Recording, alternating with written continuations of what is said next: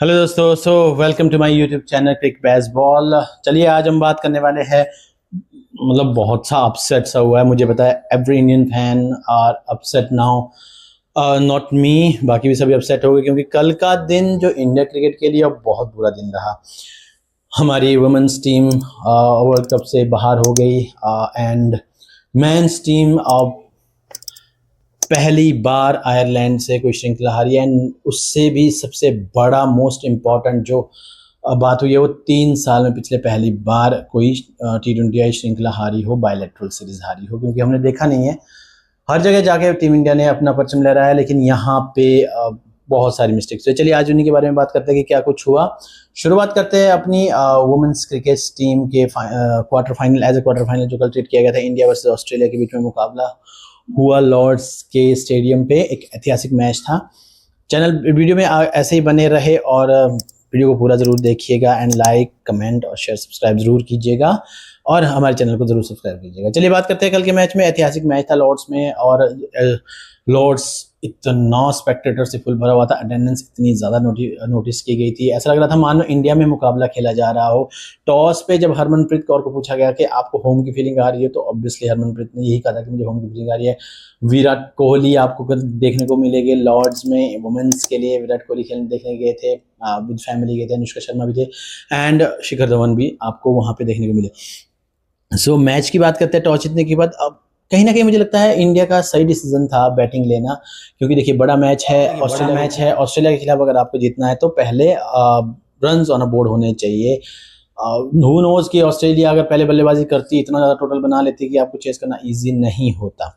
But India की strength bowling, batting में क्या होगा, ज़्यादा स्ट्रेंथ है इंडिया की। बॉलिंग में कहीं ना कहीं जो गैप रहा वो साफ देखने को मिला। बल्लेबाजी की बात करूँ तो शुरुआत धीमी रही। स्मृति मानधना के रन जरूर दिखे, बट वो काफी स्लो रन आ रहे थे। 37 के रनों में 38 रन बनाए, मतलब 100 की स्ट्राइक रेट थी। T20 में रन कोई मैटर नहीं करता है ज्यादा। एंड देन शेफाली वर्मा अच्छी दिख रही थी। वहां पे दुर्भाग्यपूर्ण तरीके से जो वो क्लीन बोल्ड हुई, मतलब लग नहीं रहा था कि सोफी मॉर्निक्स की पहली गेंद किस तरीके से शॉट खेला, कनेक्ट नहीं कर पाई और क्लीन बोल्ड हो गई। एंड उसके बाद स्मृति मंदाना भी रन आउट हो गई। एंड उसके बाद एक पार्टनरशिप बनी जेमिमा रोड्रिग्स एंड हरमनप्रीत कौर के बीच में। मुझे जेमिमा रोड्रिग्स कहीं ना कहीं लगी कि वो जो एक रिटायर आउट का फैसला उन्होंने 19th ओवर में लिया, वो अगर 17th ओवर में वो फैसला लिया होता तो शायद हमारा स्कोर 190 प्लस था। लेकिन नेवरदलेस हरमनप्रीत कौर ने बहुत बखूबी रिकवरी की है। 27 रन में 56 रन, अमेजिंग नॉक रहा हरमनप्रीत कौर का। बट कहीं ना कहीं हमने ऋचा घोष को बहुत लेट कर दिया। ऋचा घोष ऑस्ट्रेलिया के लिए आपको जल्दी उतारना था। ये भी हो सकता था कि जहां जेमिमा रोड्रिग्स गई वहां ऋचा घोष को आप खिला देते तो स्कोर को, क्योंकि अगर आप माइंडसेट 200 का लेके चले हो तो आपके पास वहां पे जरूर ऋचा घोष का मैदान में आना बहुत जरूरी था। आपको वो शुरुआत नहीं मिली थी। ऋचा घोष अगर पहले आ गई होती जेमिमा रोड्रिग्स के जगह पे तो शायद स्कोर हमारे पास एक अच्छा होता। बट नेवरदलेस जिस तरीके से एशले गार्डनर और पेरी खेल रहे थे, वो 200 भी शायद चेस कर पाती, बट आप एटलीस्ट एक ट्राई दे देते। जो लास्ट में ऑस्ट्रेलिया ने फंबल किया, काफी सारे कैचेस ड्रॉप किए और स्कोर को 170 रन हमने बना दिया। उस वक्त एक स्टेज पे ऐसा लग रहा था जब इंडियन टीम गेंदबाजी कर रही थी स्टार्टिंग के 4 ओवर में, जब 23 रन थे और रेणुका यादव एंड शेफाली वर्मा एंड क्रांति कौर की अच्छी गेंदबाजी रही। वहां पे हमें लग रहा था कि कहीं ना कहीं इंडिया वापसी हो सकती है, क्योंकि पहले ही ओवर में जॉर्जिया बॉल आउट हो गई। अब वहां पे फेव लिचफील्ड और मुनी रन बना रहे थे, लेकिन रेगुलर रन नहीं बना पाते, फंबल करते हुए रन बना रहे थे। एंड फेव लिचफील्ड की विकेट भी काफी इंपॉर्टेंट हुई। जैसे ही पैरी इन हुई, the first ball she face for boundary, उसके बाद से लेके एंड तक जब तक वो खेली उन्होंने पूरा मैच इनके ले लिया। अदरवाइज एक टाइम पे इंडिया ने मोमेंटम ले दिया था, लेकिन वो राधा यादव, मैंने कहा ना पिछले मैच में राधा यादव रिस्पॉन्सिबल थी कैच छोड़ने की वजह से, और इस मैच में उन्होंने मोमेंटम वहां से दिया। एक ओवर में 17 रन राधा यादव को आए। उसके बाद तो आपने श्रीचरनी को लगा लिया, उसके बाद आपने दीप्ति शर्मा को लगा दिया, रेणुका यादव को लगा दिया। हर एक की बहुत बुरी पिटाई की गई, क्योंकि एक मोमेंटम था वो राधा यादव की ओवर से ले गए एंड एशले गार्डनर और पेरी ने उस मोमेंटम पे कब्जा कर दिया।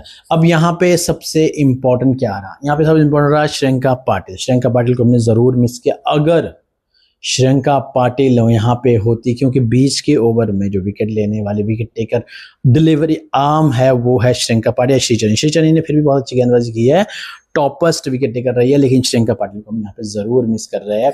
श्रियंका पाटिल साउथ अफ्रीका के खिलाफ भी आपको ये नौबत नहीं आती, वहां पे भी वो कपल ऑफ विकेट्स लेके देती है आपको, और यहाँ पर भी वो आपके लिए बहुत इंपॉर्टेंट साबित होती है। नेवरदलेस वो नहीं है, क्या पता वो भी महंगी रहती, बट बहुत ज़्यादा चांसेस थे कि वो मिडिल ऑर्डर में आके ब्रेक थ्रू जो दिलाती है, वो एक गोल्डन नाम था इंडिया के लिए। सो टीम इंडिया का कल के दिन का मैं परफॉर्म कहूँ तो एक आउटप्ले नहीं किया ऑस्ट्रेलिया ने इंडिया को, बट काफ़ी अच्छा फाइट दिया। जहां पे हमने वही गलती की साउथ अफ्रीका के लिए, मैं पहले से ही ये चीज़ लेके देना चाहता, अगर इंडिया ने साउथ अफ्रीका के खिलाफ मैच हार दिया तो वो टूर्नामेंट से बाहर हो जाएगी, क्योंकि भले ही साउथ अफ्रीका की शुरुआत जो हुई थी वो बहुत ही माइनस से हुई थी, माइनस रन रेट था, 100 रन से हारे थे वो साउथ ऑस्ट्रेलिया से, बट उनको अपने 4 मैचेस जीतने थे, उनके दिमाग में क्लियर था।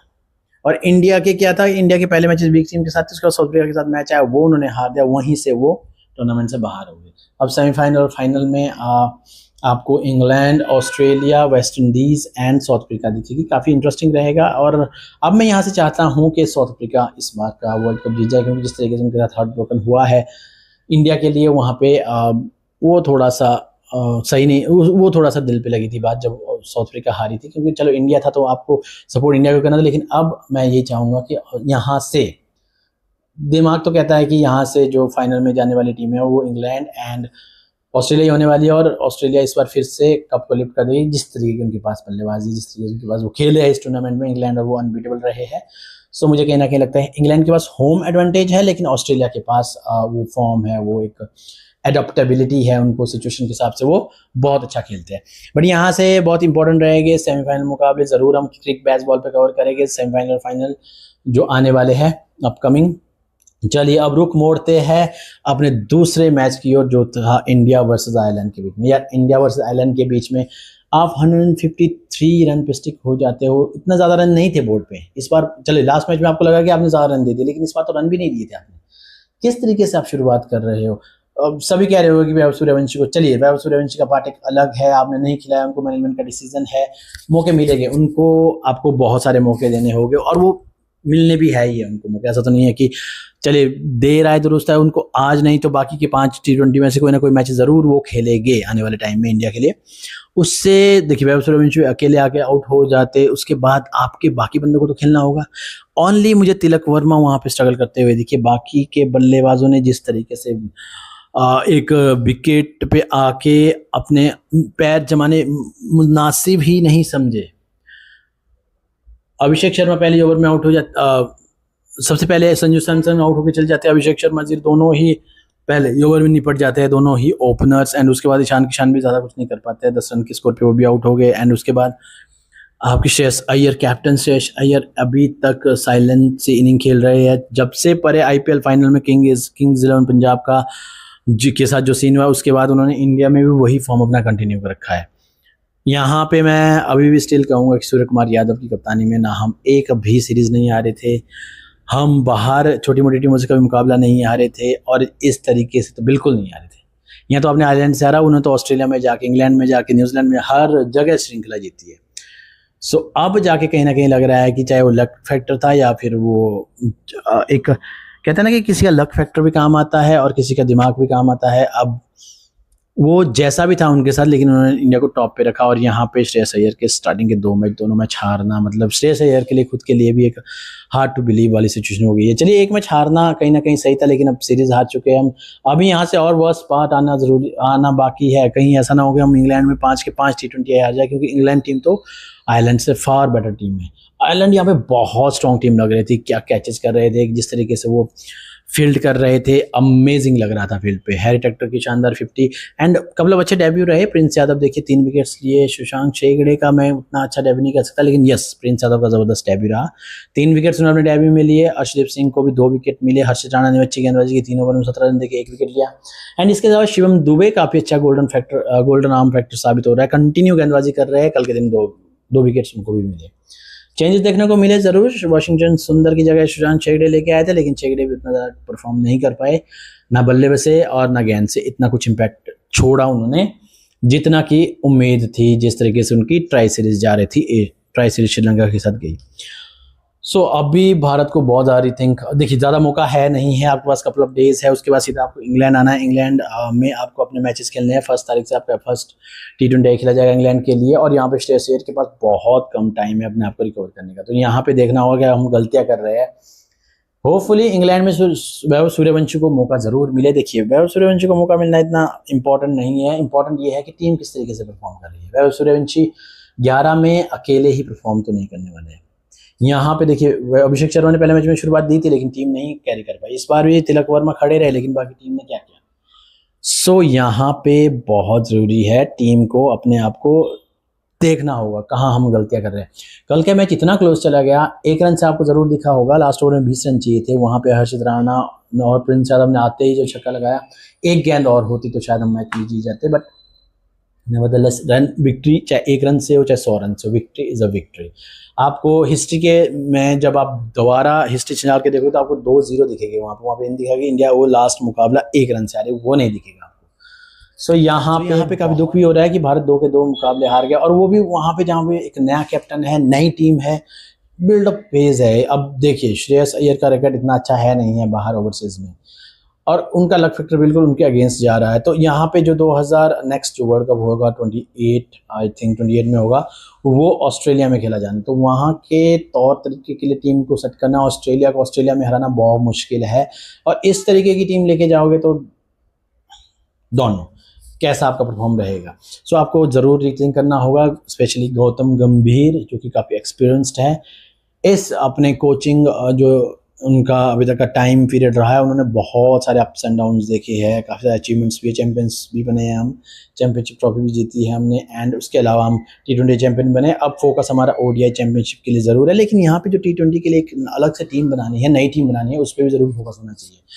बात करूंगा मैं जय मुंद्रा की, एक ज़बरदस्त गेंदबाजी की आयरलैंड के लिए। आयरलैंड की ओर से फील्ड में जो एनर्जी दिखी ना यार, बैटिंग में, बॉलिंग में, फील्डिंग में अमेजिंग थी। कैचेज आप छोड़ नहीं रहे हो, डाइव लगा रहे हो, आप ज़बरदस्त गेंदबाजी कर रहे हो, फील्ड को एक मॉरल दे रहे हो। उनकी बॉडी लैंग्वेज से लग रहा था कि वो वो they are eager for wins, और यहाँ पे इंडिया के देख के लग रहा था कि वो उतने ज़्यादा उनके बॉडी लैंग्वेज से ही लग रहा था कि वहाँ पे कि कहीं ना कहीं भारतीय टीम पीछे रह गई है एज कम्पेयर टू आयरलैंड से। बट चलिए, ये एक अलार्मिंग है श्रेयस अय्यर के लिए। स्टार्टिंग के 2 मैचेस 2-0, एक हॉरेबल स्टार्ट, एक नाइटमेयर रहा। श्रेयस अय्यर को पीछे बुलाना होगा। अभी इंग्लैंड के लिए बहुत बड़ी श्रृंखला आने वाली है, 5 T20s की एंड देन 3 ODIs। 5 T20s में श्रेयस अय्यर के पास पूरी कमान रहेगी, तो यहाँ से हम उम्मीद करते हैं एटलीस्ट भारत 3-2 से इस श्रृंखला को जीत जाए।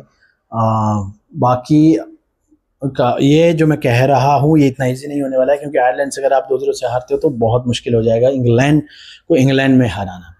नेवरदलेस मुझे कहीं ना कहीं फिर भी अब नेवरदलेस आप लोगों के क्वेश्चन होगा कि वैभव सूर्यवंशी को टीम में होना चाहिए था। देखिए वैभव सूर्यवंशी अब टू अर्ली है, 15 ईयर्स है, ठीक है। आप किसकी जगह लेके आते, संजू सैमसन को आप डायरेक्ट बाहर नहीं कर सकते। सिर्फ इसलिए बाहर नहीं कर सकते हो कि हमने एक ऐसे प्लेयर्स की गेम देखनी है जो वन साइड करता है, ऐसा नहीं होता है। आप एज अ टीम गेम खेलते हैं, इस टीम को पहले ही वैभव सूर्यवंशी को खिला के अगर आप संजू सैमसन को बाहर करते तो कहीं ना कहीं जाते थे। लेकिन अब जो बैक टू बैक 2 मैचेस वो फ्लॉप हो चुके हैं, अब यहाँ पे कहीं ना कहीं वैभव सूर्यवंशी ऑटोमेटिकली अपना स्थान बना लेंगे। एंड हू नोज कि पहले मैच में वो 0 पे आउट हो जाए तो आपका वो डिसीजन जरूरी थोड़ा है सही होगा। हाँ, ये हो सकता है कि अगर पहले मैच में शतक लगाए तो श्रेयस अय्यर पे जरूर उंगलियां उठेगी, लेकिन वैभव सूर्यवंशी का कंसर्निंग नहीं है इतना टीम में आना। कंसर्निंग है आप किस तरीके से टीम को चला रहे हो, क्या कॉम्बिनेशन कर रहे हो, कहाँ गलतियां हो रही है, आपके प्लेयर्स रन क्यों नहीं बना पा रहे हैं। तिलक वर्मा मुझे आउटस्टैंडिंग दिखी है दोनों मैचेस में, उसके अलावा अभिषेक शर्मा इस बार आउट हो गए, Ishan Kishan back to back flop show, Shreyas Iyer खुद अच्छा नहीं कर रहे हैं, एंड आपके जो फिनिशर है शुभम दुबे वो फिनिश मार्क को कंप्लीट नहीं कर रहे हैं। बहुत सारे क्वेश्चन है, आपके पास दिन 2 बचे हैं, तो देख लीजिए इतने 2 दिनों में आपको, इतने कम टाइम में आपको रिकवर करना है अपने आप को। चलिए, इंग्लैंड की अपकमिंग सीरीज पे पूरा ध्यान रहेगा हमारा, पूरी नजर रहेगी। बने रहे क्रिक बेसबॉल के साथ और चैनल को सब्सक्राइब